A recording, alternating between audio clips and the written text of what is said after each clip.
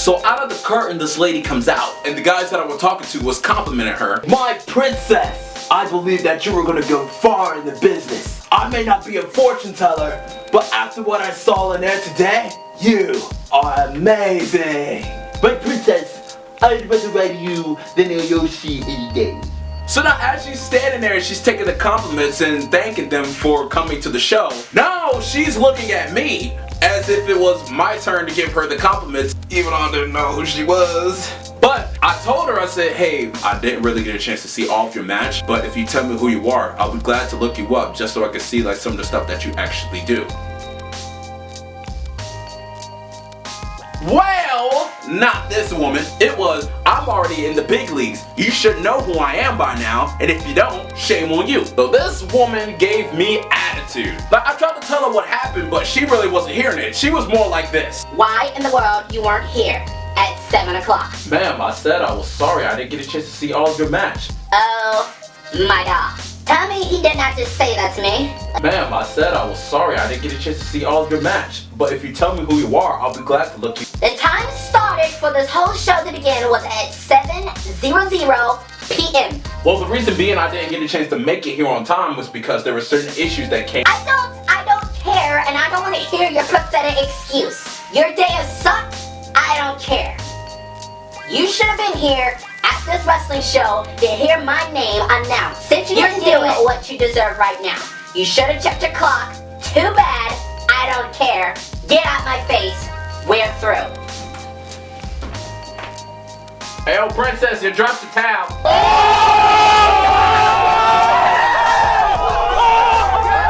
Now, after she made a big fuss like that and then she walked away from me, so I said to myself, you know what I'm gonna do? I'm gonna get a picture with her. And the two guys that were standing right beside me were still like shaking their heads at me in complete and utter disappointment, like, dude, really, dude? You are a terrible human being. So I got a picture with the girl. Now, here's the picture. Alright? This picture here tells an awesome story, alright? As she's looking into the camera, I'm not. Alright, first, let's talk about this blonde-headed, clown-faced Cinderella reject of a woman right here.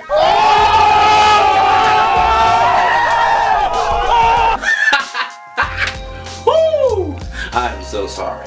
So after the picture was taken, she tells me I better consider myself lucky because normally her pictures come out all weird and quirky at the end of the Photoshop that we've taken. But not only that, she doesn't take it with people who doesn't know who she is. So after she said that, I told her, well, that's why you got a picture with me. I bring the best out of everybody.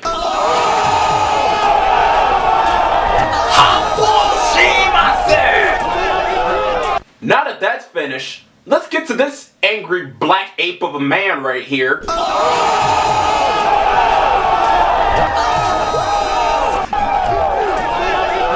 Who literally is wearing the same shirt as me in this video.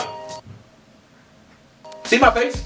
It's not smiling, not even happy, because you see the day that I have been through, completely. And now remember those two guys that I was talking to earlier when they were telling me how disgraceful I was because I didn't know who this princess was? So they arrive over to my spot and then they proceeded to tell me as I'm getting in the picture and trying to talk to her. You are nothing more than a peasant and you will bow down to her. Exactly, bruh. You will bow down to the princess, who is soon to be my queen. Whoa! I am the knight in her shining armor. If you want to battle, we will take it outside, like men. Yeah, y'all heard that right. The two guys right there that I was talking to who basically called me a disgrace for not knowing who she was, and I got a chance to get a picture with her because they were too scared to do it, they challenged me to a fight. So what did I do? I walked right out there.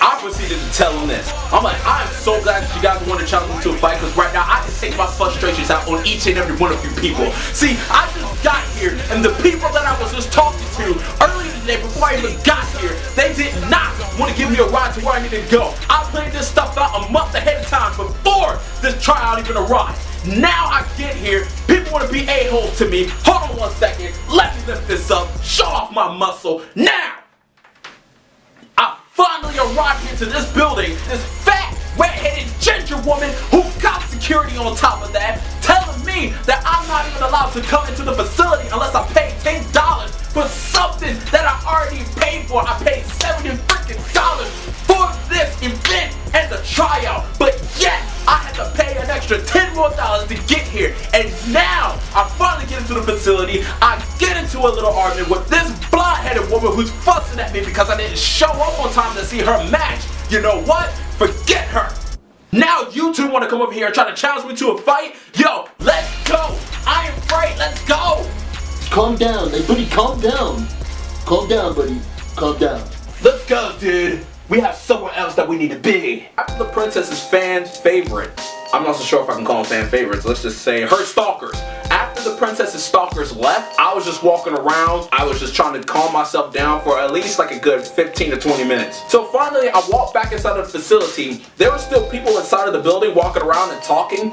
So I said to myself, as of right now, I am not going to leave this facility until I find the head trainer and I'm going to talk to him. Because I need to tell him what happened and I missed out on this trial and this day was just a complete disaster. I made it a mission. I said I'm going to go backstage and I'm going to find the head trainer. And when I see him, I'm going to talk to him. But as I was going to go back there, I look and I see that non-wrestlers are not allowed to go back there. So now, it was time for me to go into stealth mode. So all my Assassin's Creed, Tenchu, Batman, all the ninja games that I have played is not going to fail me now. So I put my skill to the test. I'm going back there, I'm staying stealthy, I'm quiet, walking around people and stuff like that. Nobody has to notice me at all. So luckily, I ended up finding the head trainer who was talking to the winner of the tryout and also who wrestled that match that night and got the opportunity to go to London. There was this big fat black dude who won. No, it wasn't me, so shut up. And so after the head trainer got finished talking to him, I went up to him, I told him who I was and where I was from. And that's when he was like, hey, how you doing? Like, what happened to you? We were literally waiting for you like 15 minutes. How come you didn't show up? Well, there was a lot of miscommunication that happened, so I really didn't get a chance to make it to the tryout like I wanted to. Why the fuck you lying? Why you always lying? Oh my god, stop fucking lying. So I said my main thing was that I wanted to know how much the training was and how long do they do it for. So first he told me how long they train. They train at least like 3 or 4 days out the week and they do it for like an hour or two. But I was like, man, I don't need just an hour or two. I need more than that because I want to get better at what I do. But my main thing was how much would it cost for a down payment? Not like the full complete plan. So he proceeded to tell me that it cost $1,000. Well, bro, what? Like $1,000? Dude, that is too much! Especially for a startup cost. And so the head trainer was telling me, he said, in the future, if you're looking to come over here to train, that's how much it's going to cost for a startup payment. And then after that, once you pay that, then they can work on helping you pay the rest of the stuff off on how much you're looking to put forth and put down every month. So I told him, I said I'd keep it in mind. He gave me a brochure. He thanked me for coming out. So then my ride arrives. They take me down to an ice cream shop. Like, so half of my day was complete. So I was kind of like satisfied a little bit. So I get back over to my friend's house, and now Jerome is pissed. Hey yo, man, where the hell were you? I was out. Man, I was looking all over the place for you. I called you on your phone, but you didn't answer. Why didn't you tell me you left out? I told you, you didn't listen to me. Well, where did you go? Like, I went to the facility. Oh, you were there? Yeah.